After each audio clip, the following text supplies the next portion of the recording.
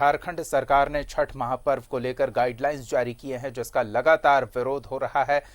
BJP लगातार विरोध प्रदर्शन कर रही है। इसी कड़ी में मोरहाबादी मैदान में एक बार फिर विभिन्न पूजा समिति और बीजेपी नेता भी अपने स्तर पर प्रदर्शन कर सरकार के फैसले का विरोध कर रहे हैं और गाइडलाइंस में संशोधन किए जाने की मांग कर रहे हैं। हमारे सहयोगी अंजनी मौके पर मौजूद हैं, सीधे उनका रुख करेंगे और जानेंगे कि विरोध करने वालों की क्या प्रतिक्रिया है, क्या मांग है। जी अंजनी। देखिए दीपक, कल से ही जब से गाइडलाइंस जारी हुआ है, लगातार रांची में विरोध प्रदर्शन हो रहा है और अभी इस वक्त हम मोरहाबादी में हैं, गांधी जी की प्रतिमा के पास। रांची के 42 छठ पूजा समिति और रांची महानगर बीजेपी के तमाम लोग हैं और राज्यसभा सांसद और बीजेपी के प्रदेश अध्यक्ष दीपक प्रकाश भी यहाँ मौजूद हैं और कांके के विधायक समरी लाल भी यहाँ इस आंदोलन में शरीक है। तमाम लोगों की यही एक आक्रोश है कि सरकार का जो फैसला है कहीं ना कहीं छठ व्रतियों के लिए एक परेशानी का सबब बना है। तो ये अभी समरी लाल का भाषण चल रहा है, ये कांके के विधायक हैं। तो अब देखना ये होगा कि किस तरह से सरकार जो है आगे पुनर्विचार करती है या फिर यूं ही जो है आंदोलन चलता रहेगा। लेकिन दीपक प्रकाश यहाँ बैठे हैं, इनसे बातचीत करते हैं और समझने की कोशिश करते हैं कि किस तरह से इसको देख रहे हैं। दीपक भैया, कल से ही आंदोलन चल रहा है, क्या सरकार से मांग है? देखिए, इस आंदोलन के समर्थन में हम लोग यहाँ पर उपवास में बैठे हुए हैं और इस सरकार के निरंकुश और अधिनायक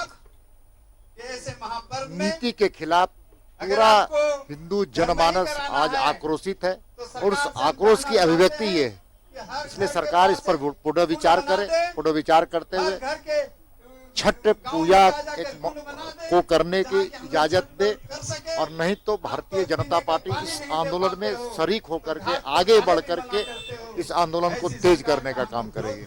दीपक भैया, क्या मुख्यमंत्री से इस बाबत कुछ बातचीत हुई है? नहीं, मुख्यमंत्री जी से हमारी कोई बात नहीं। पत्र हमने भेजा है मुख्यमंत्री जी को और हमने आग्रह किया है, मांग किया है कि अपने काले नियम को, काले जो निर्णय है उसको वापस करने का वो काम करें, क्योंकि पूरा हिंदू समाज आज आक्रोशित है। बिहार बगल का राज्य है, वहां पर इतने लंबे छठ जो करते हैं उनकी संख्या ज्यादा है, उसके बावजूद भी वहां पर कुछ बंदिश लगा करके तालाब और नदियों में इसकी इजाजत दी गई है। दीपक भैया, कांग्रेस और जेएमएम के तरफ से भी जो है ज्ञापन सौंपा गया है मुख्यमंत्री। जेएमएम के तरफ से भी मुख्यमंत्री को ज्ञापन सौंपा गया है कि पुनर्विचार। देखिए, झारखंड मुक्ति मोर्चा और कांग्रेस के लोगों ने भी पत्र दिया, आज अखबारों से हमने देखा है। इसका अर्थ सीधा है कि राज्य की सरकार, सत्ताधारी दल जो है, कांग्रेस की ओर से भी सहमति नहीं ली गई इस निर्णय में और झारखंड मुक्ति मोर्चा के संगठन से भी इसकी अनुमति नहीं ली गई है, सहमति नहीं ली गई है। इससे साफ जाहिर होता है कि सरकार पर अफसरशाही कितना ज्यादा हावी है। और सच है कि आज कांग्रेस और झारखंड मुक्ति मोर्चा के परिवार के लोग इस आंदोलन के साथ। सर, इस मुद्दे को लेकर जो विपक्षी हैं, आप लोग तमाम दल एक साथ हैं, क्या आंसू का भी समर्थन? ये सवाल दल नहीं है, दलगत राजनीति से ऊपर का चीज है। ये भावना का विषय है, आस्था का विषय है और इस आस्था में जो अवरोध पैदा करेगा उसको जनता चकनाचूर कर देगी। चलिए, तो ये दीपक प्रकाश प्रदेश अध्यक्ष और राज्यसभा के सदस्य हैं। इन्होंने ये कहा है कि सरकार का जो फैसला है कहीं न कहीं जो छठ करने वाले जो व्रती लोग हैं उनके खिलाफ है। तो अभी आने वाले समय में भी आंदोलन चलता रहेगा। लेकिन जिस तरह से जो खबरें आ रही है कि कई लोगों ने पुनर्विचार के लिए मुख्यमंत्री से अपील की है, तो हो सकता है कि कुछ निर्णय बदले।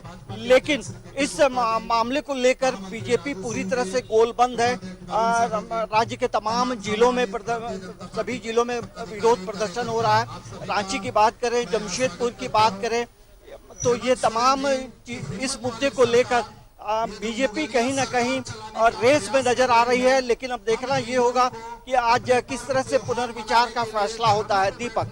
बिल्कुल, पुनर्विचार होता है या नहीं होता है ये भी फिलहाल देखना होगा। हालांकि सत्ताधारी दल जेएमएम और कांग्रेस मांग कर चुकी है कि सरकार पुनर्विचार करे और सरकार में शामिल मंत्री भी इस बात को लेकर चिंता जाहिर कर चुके हैं। वो भी संभावनाएं क्या है इस पर मुख्यमंत्री के साथ बातचीत करने का आश्वासन दे चुके हैं। हम बात कर रहे हैं बन्ना गुप्ता की, उन्होंने आश्वस्त कराया है।